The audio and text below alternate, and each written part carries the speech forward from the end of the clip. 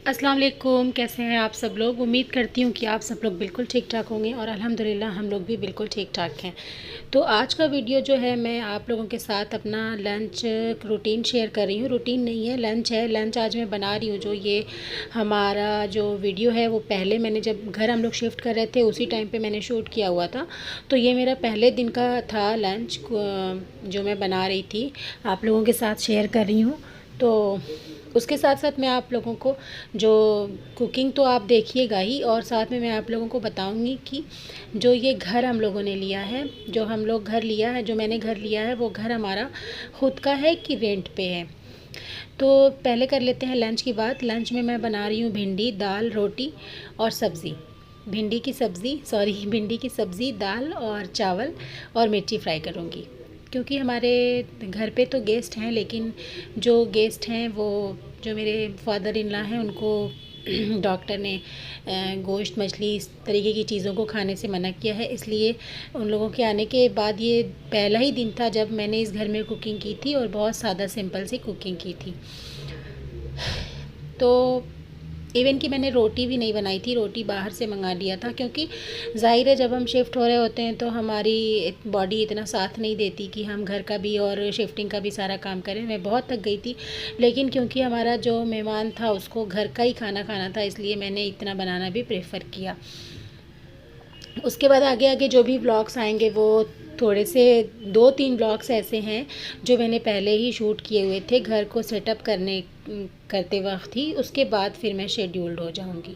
तो यहाँ पे मैं आप लोगों को बताना चाह रही थी कि जिस घर में हम पहले रहते थे वो घर हमारा ख़ुद का था। लेकिन वो घर छोटा था, ग्राउंड फ्लोर पे था। बॉम्बे में तो बड़ी चॉल आपने सुना होगा, तो चॉल थी, थर्ड फ्लोर तक की चॉल थी, बट हमारा ग्राउंड फ्लोर पे था। तो बारिश होती थी तो हमें बहुत ज़्यादा दिक्कत होती थी।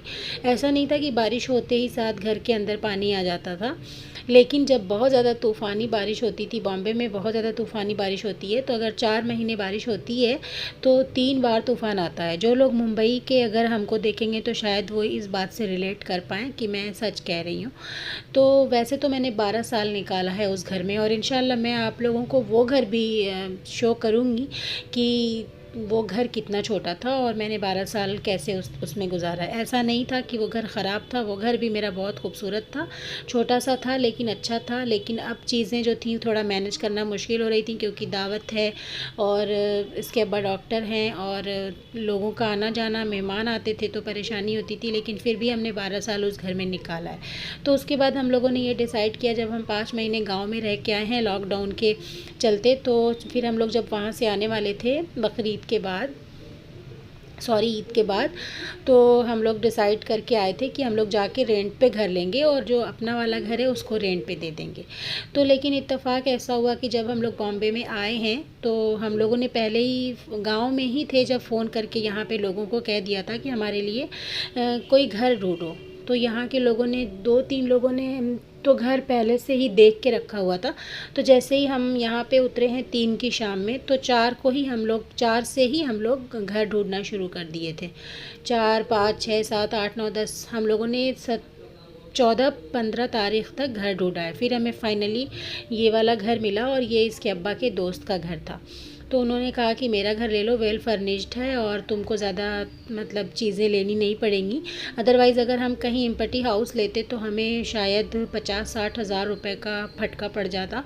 और क्योंकि हम 5 महीने गांव से रह के आए थे और अभी बहुत सारी चीज़ें लाइन पर नहीं थी, तो हमको बहुत मसला होता। फिर हमको बेड लेना होता और सोफ़ा, बहुत सारी चीज़ें लेनी होती जो ज़रूरत की थी। तो यहाँ पे वो सब चीज़ों का कुछ नहीं था, बस मैंने मैट्रेस बनवाया था और इलेक्ट्रिक का जो थोड़ा बहुत काम था वो सब करवाया। क्योंकि वो सब चीज़ें मैं शायद शूट नहीं कर पाई हूँ, तो मैं आप लोगों को जल्दी जल्दी से अपने ये 2-3 ब्लॉग में कवर कर दूँगी कि किस तरीके से मैंने सब कुछ किया है। तो आप लोगों से बात करते करते मेरा जो है ऑलमोस्ट लंच तैयार हो चुका है। मिर्ची फ्राई करने को रख दी है, भिंडी रेडी, इसमें थोड़ा सा टमाटर डाल के 5 मिनट के लिए मैं रख दूँगी ताकि टमाटर उसमें गल जाए। तब फिर भिंडी फ्राई होने के बाद फिर मैं दाल फ्राई कर लूँगी, और चावल दाल मेरा ऑलरेडी बना हुआ है। तो उसके बाद जो है ये जब हम लोग इस घर में आए हैं तो दूसरे ही दिन हमारे मेहमान आ गए। फिर हमारा अभी हमें डाइनिंग टेबल लेना है और थोड़ी मोड़ी चीज़ें डेकोरेशन की लेनी है, तो वो सब चीज़ें अभी भी लेनी बाकी हैं। आज की डेट में ये वीडियोस पहले शूट हुए हैं, वॉइस ओवर हो रहा है, तो कुछ अगर बातें मिस एंड मैच नहीं होंगी तो उसकी वजह सिर्फ यही होगी, क्योंकि वीडियोस जो हैं वो पहले के हैं और वॉइस ओवर अभी मैं मतलब आज की डेट में कर रही हूँ। अभी 3 व्लॉग्स इसी तरीके के आएंगे, ठीक है। उसके बाद यहाँ पे मिर्ची फ्राई कर रही हूँ और बहुत ज़्यादा जल्दी में थी, क्योंकि आप लोगों को पता है इससे पहले वाला जो व्लॉग आया था उसका ये पार्ट 2 है। उस दिन मैं मार्केट गई थी, बेडशीट लाई थी और उसके बाद से फिर मैंने जो है कि बर्तन वगैरह सेट करने के बाद कुकिंग करनी थी, तो मैं कुकिंग वाला ब्लॉग बहुत ज़्यादा लंबा हो जाता है, इसलिए मैंने कहा कि उसको दूसरे पार्ट में डाल दूँगी। तो ये बेटी आई है, दादी ने इसके खीरा मांगा था, तो वो खीरा वीरा धो के उनके लिए लेके जा रही है। तो यहाँ पे मेरी मिर्ची हो गई है फ्राई और अब मैं दाल भगाने जा रही हूँ।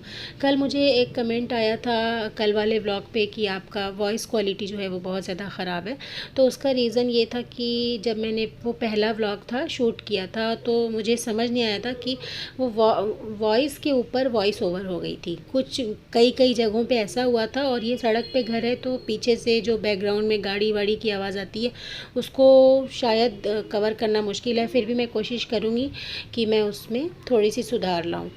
तो अभी तो ये स्टार्टिंग है, इंशाल्लाह उम्मीद करती हूँ कि आप लोग मेरा साथ देंगे और मुझे मोटिवेट करेंगे, ताकि मैं अपने वीडियोस में और ज़्यादा सुधार ला सकूँ। और बताइएगा भी मुझे, जो भी गलती रहेगी, कमी रहेगी, उसमें मैं सुधार लाने की कोशिश करूँगी। और किस तरीके का वीडियोस आप लोग देखना पसंद करेंगे, देखना चाहते हैं, वो भी मुझे बताइएगा। ज़्यादातर तो मेरा रूटीन ही रहेगा। अभी तो फ़िलहाल सब चीज़ों को ऑर्गेनाइज़ करना है, उसके बाद रूटीन ब्लॉग ही रहेंगे और क्लीनिंग रहेगी। बाहर जाती हूँ, जो भी मेरी ज़िंदगी में होता है, क्योंकि चैनल का नाम है नूरीन की दुनिया, तो इंशाल्लाह जो मेरे दुनिया में मेरे इर्द गिर्द होता है वो सब मैं आप लोगों के साथ शेयर करना चाहूँगी। और यहाँ पे देखिए मेरा खाना जो है वो बन के रेडी हो गया है। मैं चावल नहीं खाती, बहुत कम खाती हूँ, इसलिए ये इतना खाना मैं थोड़ी सी भिंडी, मिर्ची फ्राई, दाल और रोटी मैं आप लोगों के साथ शेयर करूँ। इंशाल्लाह आप लोगों को उम्मीद करती हूँ कि व्लॉग पसंद आया होगा। अगर पसंद आया तो लाइक, शेयर और सब्सक्राइब ज़रूर करिएगा। अल्लाह।